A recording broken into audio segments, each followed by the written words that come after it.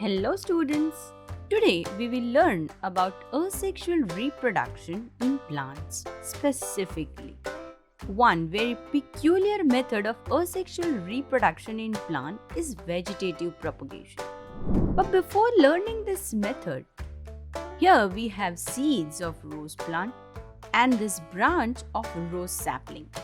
This sapling is cut from a fully grown rose plant with some flowers on it.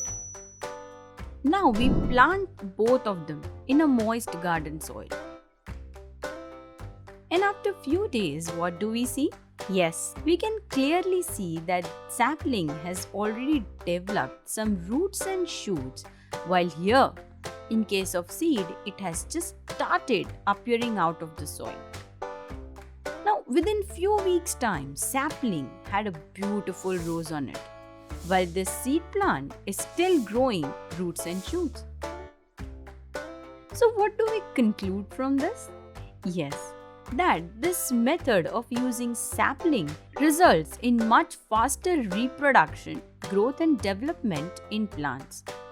So what is this method of propagation called? Well, it is vegetative propagation.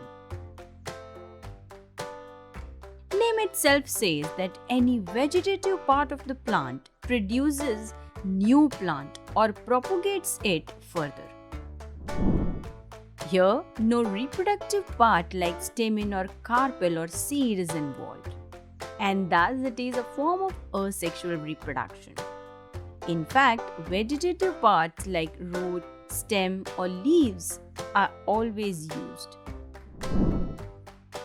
How many individual parent plants are required here? Yes, one. Thus this process involves only single plant and the offspring that arises is identical, both genetically and morphologically to the parent plant.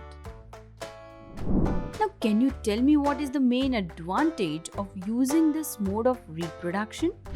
Recall our activity with seed and sapling. As evident from there, vegetative reproduction was very quick mode of reproducing a new plant, and it did not have to undergo long process of seed germination by sexual reproduction. There are few more to go, but we will study them in our coming videos. Now let's see how reproduction through vegetative propagation takes place. Vegetative propagation can happen naturally without any human interference, or sometimes it is done artificially for commercial purposes. Natural vegetative propagation occurs when new plants emerge from roots, stem and leaves of the parent plant by themselves. So let's see first vegetative propagation by roots.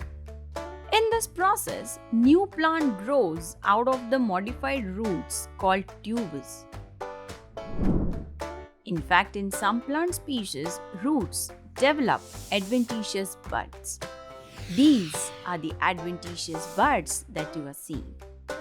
These buds grow and form new plants or sprouts under the right conditions. For example, sweet potato and dahlia.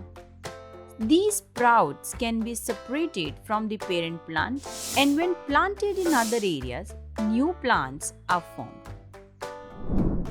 Now let us see vegetative propagation by stems. Here, new plant arises from the nodes of the stem.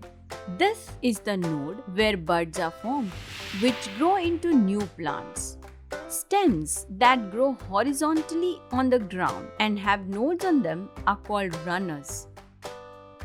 As these runners grow new buds at the nodes, which later develop roots and shoots on them, resulting in the formation of new plant.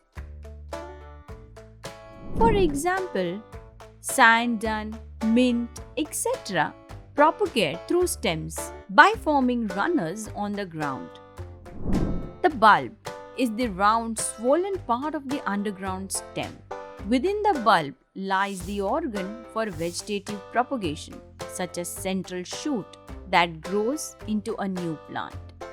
Bulbs have a bud surrounded by layers of fleshy leaves. And Can you give me one very common example of this type of bud? Yes, it is onion.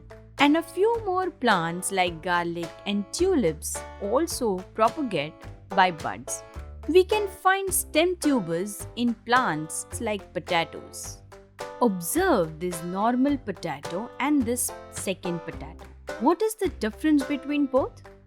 Yes, this second potato has many small white outgrowths on its surface. This part is the swollen apical part containing many nodes or eyes. These swollen outgrowths are eye buds or adventitious buds. Every eye has a potential bud and new plants originate from these buds. And let's see vegetative propagation by leaf.